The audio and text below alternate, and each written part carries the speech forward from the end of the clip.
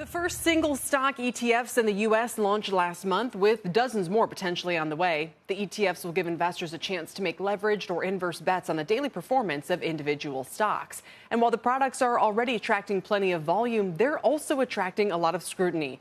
SEC Commissioner Carolyn Crenshaw warning that they may pose an even greater risk to investors and the market than regular leveraged and inversed funds. Let's bring in Bob Greifeld now. He is chairman of Virtu Financial, the former chairman and CEO of NASDAQ, and a CNBC contributor. He's also author of Market Mover: Lessons from a Decade of Change at the NASDAQ. Bob, thank you so much and welcome. I'm trying to decide, as in terms of change, which side of this change you come down on. Well, Kelly, thanks for having me today. So first thing I would try to do is put it in context. So these types of products have been available through the private wealth channel for many years, right? Every time I talk to a private wealth manager, he's pitching a product like this. So what's impressive here is you made this type of technology, this product, more accessible, right, to regular retail and professional investors.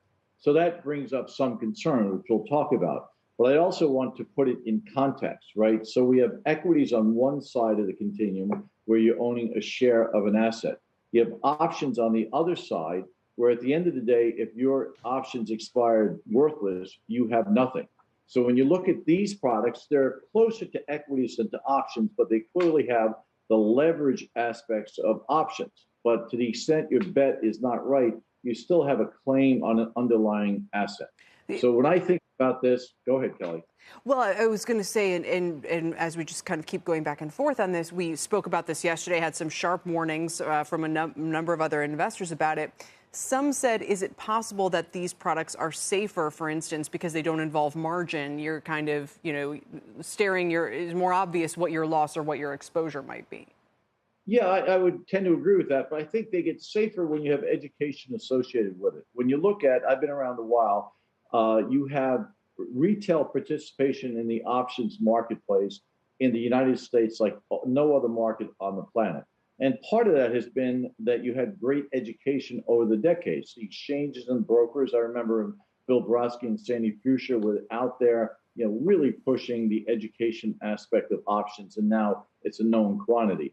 So clearly we have exchanges, we have brokers who are in a position to educate about these new products, and the success or failure of them will be determined of how informed the investors are on the products. So certainly, if you're just buying this kind of thing willy-nilly, you should not do it, right? It has a higher risk profile than an equity, which has a risk profile, a lower risk profile than an options. You have to understand where it fits in that continuum.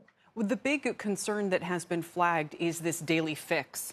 And the fact that people, if you're involved in the product for one day, that's one thing. But, beyond that, good luck trying to figure out, what the returns are going to be. I mean, are these products meant to be for people who are only going to be in and out of them during one single trading session? It's hard for you and I to envision every investor's needs with a product. So this product will meet a need.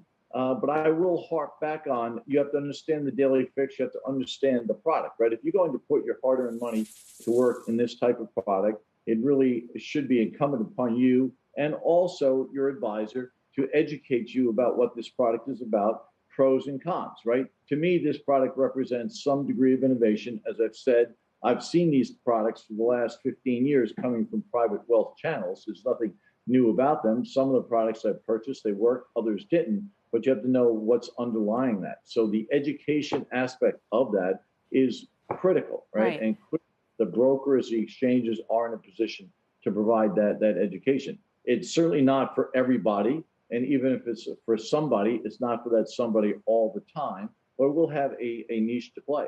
My guess is most people will probably learn the hard way through experience, and be that as it may, it just seems like an odd message for the SEC to be sending. Why go ahead and greenlight something like this while at the same time being so careful and obsessed about, crypto and sort of the regulatory? It doesn't. I could understand if it was someone with the philosophy of people should learn the hard way, but this seems to be an SEC that's been much more determined to keep people from unnecessary losses.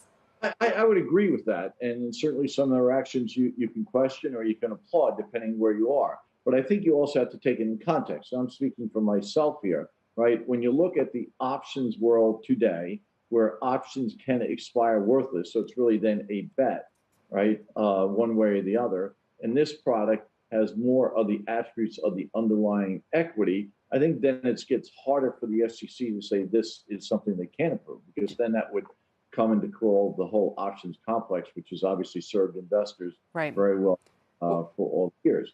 I repeat myself again. It's the fine print. It's the thing we click through as we're on the web. But this is important, and I think the brokers, the exchanges can do a good job over a period of time of educating on the pros and cons. There's certainly some pros to it, and obviously you can be victimized if you don't understand the product, or if you're taking this product in a context where you really should not. All right, Bob Greifeld, vote of confidence in the educational process. We really appreciate your time today. Thank you so much. We appreciate it. Now with Virtu Financial. Shepard Smith here. Thanks for watching CNBC on YouTube.